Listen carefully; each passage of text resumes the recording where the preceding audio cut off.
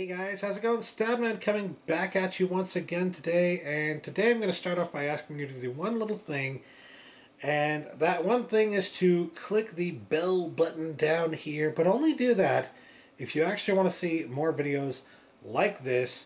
And the reason I ask you to do that is because YouTube's new bell system, it makes it so that you basically have to click on that button, have to get notifications for every upload that somebody does if you want to see all of their uploads, because sometimes you'll miss something. YouTube, even in your subscription feed, is not going to send you everything, especially if you're subscribed to a lot of people.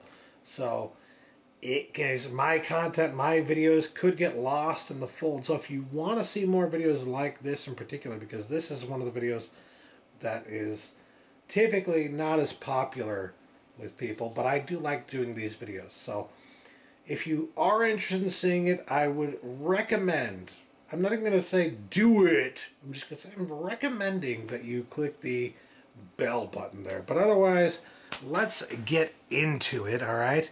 Today I'm going to be talking about some movies that I picked up on DVD that I was trying to decide if I wanted to get on Blu-ray, and I just got the DVD first and said, let's see if it's something I want to upgrade or not. So first off, we're going to talk about K-PAX. This is a movie that I watched back in the day. I can't even remember how long it's been, probably right after it came out. I remember watching it and falling asleep the first time I tried to watch it. I wouldn't say it was like boring, but I think I watched it when I was tired and I just wasn't really paying very close attention, and I fell asleep at the time. But I watched it again shortly after, because of course it was a rental, so I didn't want to rent something and then not watch the whole thing.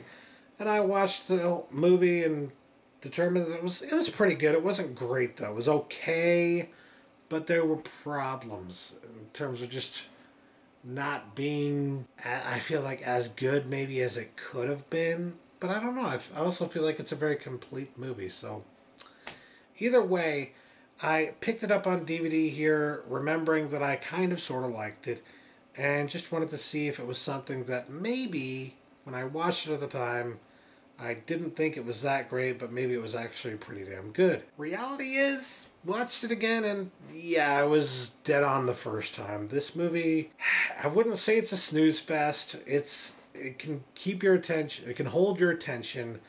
It's entertaining. It's a really cool concept. I love it because I'm a huge sci-fi nerd. I love science fiction. And I mean, everything about this movie is just really, really well done. Kevin Spacey, no matter what role he's in, he pretty much steals the show, which is kind of hard to do in a movie like this because you've got Jeff Bridges.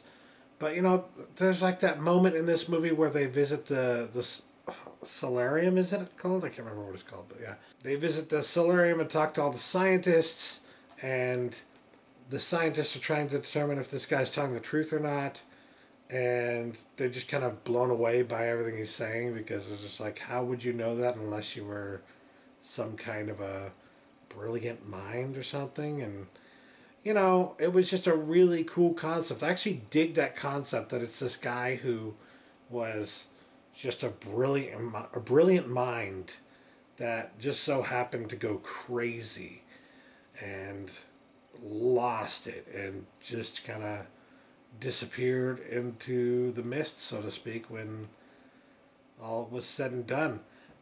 The thing is, like, they really do leave it open to interpretation. They leave it open to that interpretation of, was he just some guy who was crazy but really, really smart, or was he telling the truth?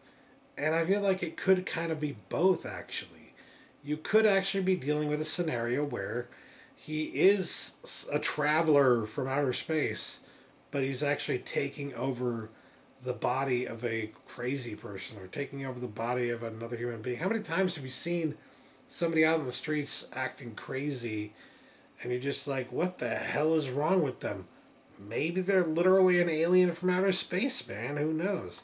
And maybe that's kind of where this story came from. Who knows? But Either way, I did like the movie, I guess, a little bit better this time around, but still not quite sure if I want to get it on Blu-ray. I don't even know if this is on Blu-ray yet. Does anybody else know that if this is on Blu-ray? Either way, I probably wouldn't get it on Blu-ray simply because it's not a movie I plan to watch a whole lot of, honestly. It's good, but it's not good enough that I feel like I need to have it in the best quality possible. I guess if I found the Blu-ray for a really low price, I might be tempted, but the DVD I think is probably good enough for this one, quite frankly. Yeah. Next up we have Tekkonkinkreet, which is that what it is? Tekkonkinkreet, yes. Which I picked up from the dollar store several months ago. I don't even remember how long ago it was, but it was long enough ago that it's just been sitting there on my shelf collecting dust, and I've been needing to check it out and finally got around to it and was pleasantly surprised. Apparently this is based on I don't want to say a graphic novel, a manga called Black and White. Yeah, based on the manga Black and White, which I've never read, of course, because I don't really know what it is. But I kind of want to read now because this movie was really freaking good. The story was crazy good.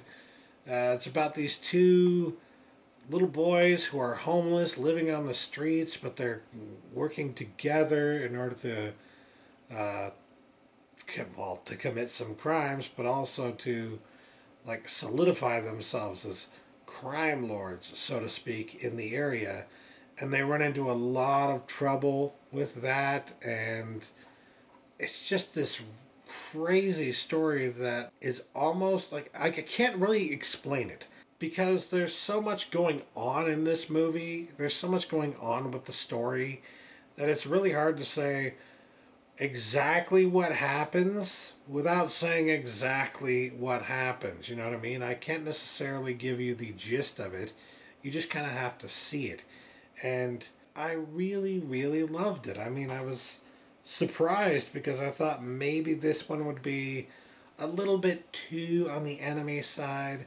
There are some animes and stuff like that I don't really connect with, that I don't really like as much.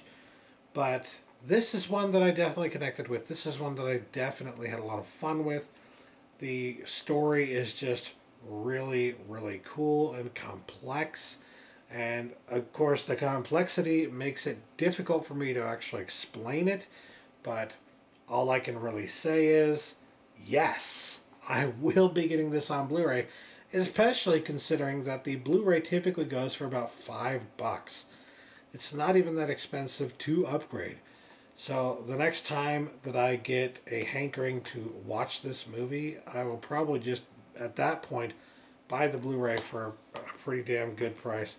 Maybe I'll just get on that immediately because sometimes Blu-rays, especially this kind of movie where it's not necessarily well known, they go out of print and then suddenly they're fetching collector's prices. So I'm saying it's $5 now, but 2-3 months from now it goes out of print and suddenly it's $20. You know what I mean? Like, maybe I shouldn't take the chance.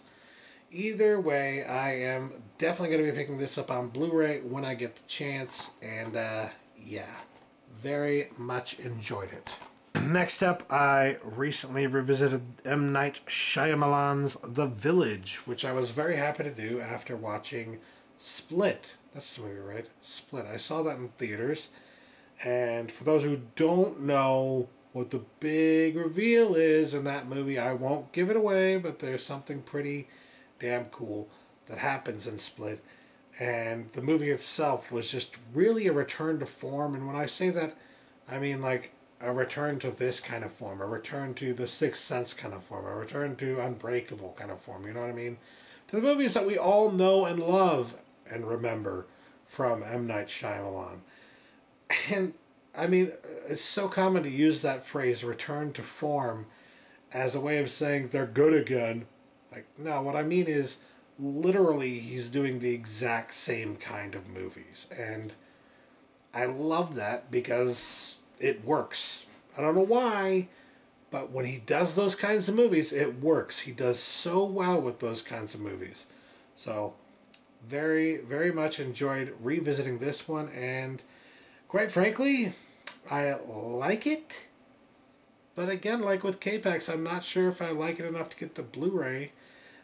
Is there even a Blu-ray of this? I don't know if there is, but it's definitely a good movie. I really liked Adrian Brody's role in this movie. Of course, I like Adrian Brody in pretty much everything that he does, but this was from that time period when he was doing a lot of really good stuff like The Pianist. So, yeah, I really dug his role in this movie. Felt like it was spot on. Very, very good job.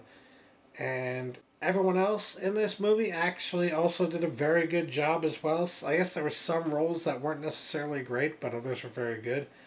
And I know the twist kind of pissed off some people, but upon this is probably like the third time I've seen it now.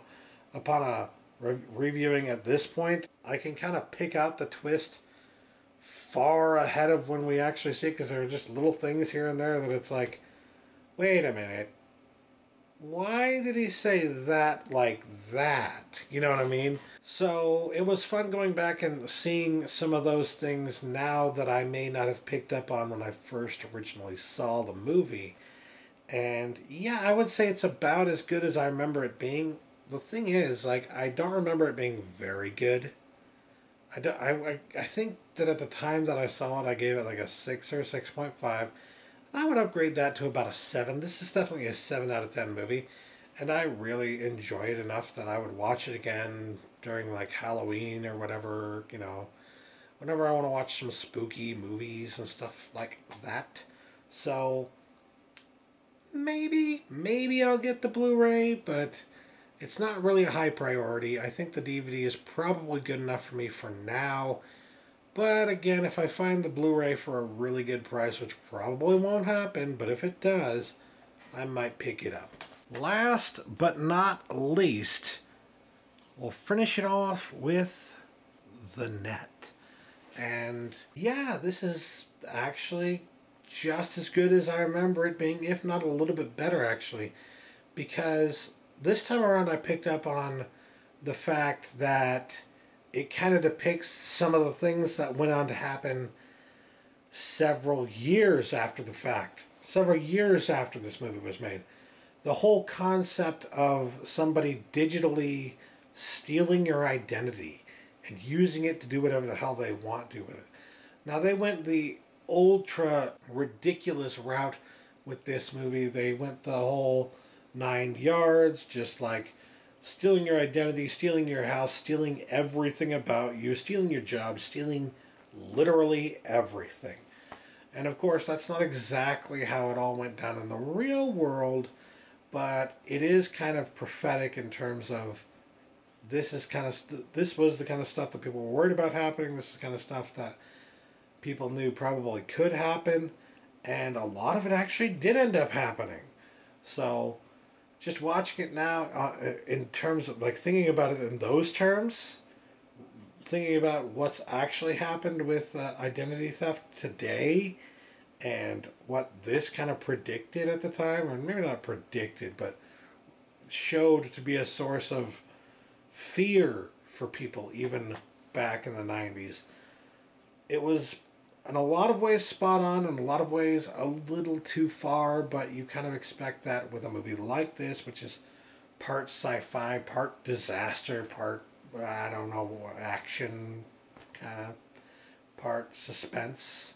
I guess very large part suspense, actually.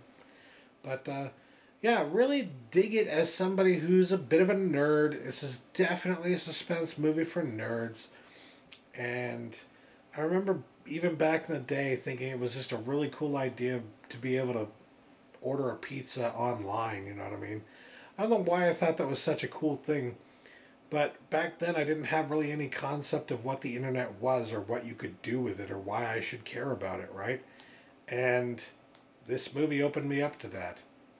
So, yeah, I'm kind of thinking after watching it this second time now, I kind of want to get it on Blu-ray. But it's another one of those that I feel like I wish that there was a better Blu-ray release of it out there, because I think the Blu-ray release that's out there doesn't really have a great transfer, doesn't really have any special features, or really notable special features at least. and it isn't really like a high quality release or anything like that. So I don't know. Like, I guess if I can find it for a decent price, I might pick it up, but I don't think that Blu-ray is really easy to come by. It's one of those that it's not really a great Blu-ray and it's hard to find. At that rate, like, maybe I just hold on to the DVD. I don't know. We'll see what happens. I would definitely like to get the Blu-ray of this, but I would also like it if the Blu-ray is a little bit better and if it didn't cost so much for such a bare bones release. Like, yeah, either way, very, very happy to have checked this out again. Definitely worth picking up for my collection. I'm glad I have it in my collection now. So, yeah. That being said, that will do it for me today. Those are the 4 movies that I will be talking about today. And, yeah, a lot of meh today, right? Not necessarily meh, but kind of movies that I can't really decide if I want to upgrade, right? I got the Net here, like, meh, maybe. I got the Village, maybe. Tekkonkinkreet was a absolute yes, and then this one, you know, mostly maybes in this pile of movies. But they are definitely movies that I enjoy enough that I'll probably be keeping the DVDs at least. So there's that. Anyways, that'll do it for me today. Thanks for watching, guys. Catch you later. Peace.